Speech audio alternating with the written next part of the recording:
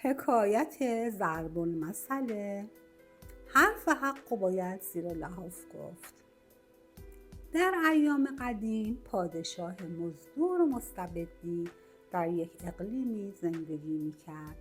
این پادشاه با اونکه خیلی جدی بود اما علاقه خیلی زیادی به بازی شطرنج داشت.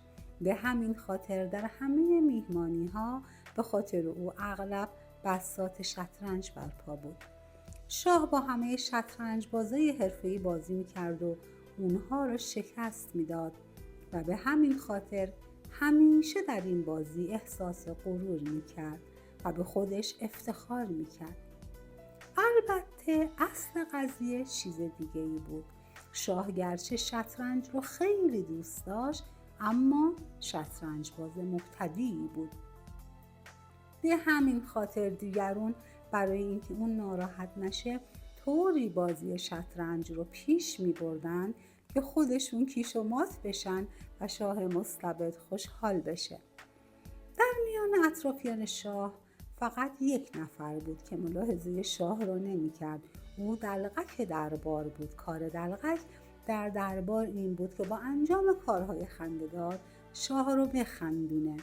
به همین دلیل دلقک همیشه دور و بر شاه بود و کارهایی میکرد که باعث شادمانی و تفریح شاه بشه. یک روز که حوصله شاه سر رفته بود به دلقکش گفت بیا یه دست شطرنج بازی کنیم. دلقک گفت به یک شرط. شاه گفت چه شرطی؟ دلقک گفت به این شرط که وقتی باختی جر نزنی. شاه گفت من ببازم؟ اونم به تو؟ دلقک بی خاصیت خودم؟ تمام شطرنج بازای حرفه‌ای بزرگ در برابر من لنگ میندازن. اون وقت تو فکر میکنی که از من میبری؟ دلقک گفت این گویا این میدان، ببینیم و تعریف کنیم. شاه و دلقک مشغول بازی شدند. چیزی نگذشت که شاه متوجه شد هیچ راهی برای حرکت دادن مهرهاش نداره. دلقک با صدای بلند و بیشرمانه شروع به خندیدن کرد و گفت کیش. شاه که باور نمی کرد بازی رو به دلقکش ببازه عصبانی شد و تمام مهره‌های شطرنج رو به سمت دلقک پرتاب کرد. صدای آخ و اوخ دلقک بلند شد و گفت دیدی گفتم تو اهل جر زدن هستی؟ شاه وقتی متوجه شد که کم آورده سعی کرد به خودش مسلط بشه و هیجانش رو کنترل کنه. سپس رو به دلقک کرد و گفت اصلا این دست قبول نبود، چون من فکر نمی‌کردم تو شطرنج بلد باشی. منم بد بازی کردم. یه دست دیگه بازی کنیم تا بفهمی من کی هستم. دلقک گفت به دو شرط. شاه گفت خب شرط ها رو بگو. دلقک گفت شرط اول این که جر نزنی و شرط دوم این که اگر من بردم در یک میهمانی بزرگ به همه بگی دوبار از من باختی. شاه قبول کرد و این بار با حواس جمع مشغول بازی شد. او تمام سعی خودش رو کرد که بازی رو ببره. برای حرکت دادن هر مهره‌ای کلی فکر میکرد.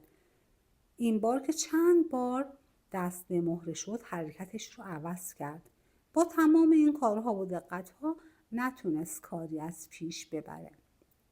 اواخر بازی دلقک مهره‌ای را جابجا کرد و با عجله رفت گوشه‌ای خوابید و لحافی رو روی خودش کشید. شاه که از این رفتار دلقک چیزی سر در نمی آورد پیش دلقک رفت و گفت این دیگه چه بازیه که از خودت در میاری؟ حالا وقت دلقک بازی شوخی نیست. بلند شو بیا بازی ادامه بدیم. دلقک گفت از اینجا تکون نمیخورم. شاه گفت آخه چرا؟ مگه چی شده؟ دلقک گفت قربانت کردم، خواستم حرفی رو به عرضتون برسونم. این بود که چپیدم زیر لحاف. شاه گفت هرچی میخوای بگو، لحاف رو کنار بنداز و حرفتو بزن. زیر لحاف که جای حرف زدن نیست. دلقک گفت نه قربان، حرف حق را باید زیر لحاف گفت تا آدم از ضربه مهره‌های شطرنج در امان باشه. شاه گفت باشه همونجا که هستی حرفتو بگو. دلقک گفت باید به عرضتون برسونم که شما بازی رو باختید. کیش و مات. شاه با عجله به طرف صفحه شطرنج رفت. دلقک راست میگفت. او بازی رو باخته بود. پرتاب کردن مهره ها هم به طرف کسی که زیر لحاف بود فایده‌ای نداشت.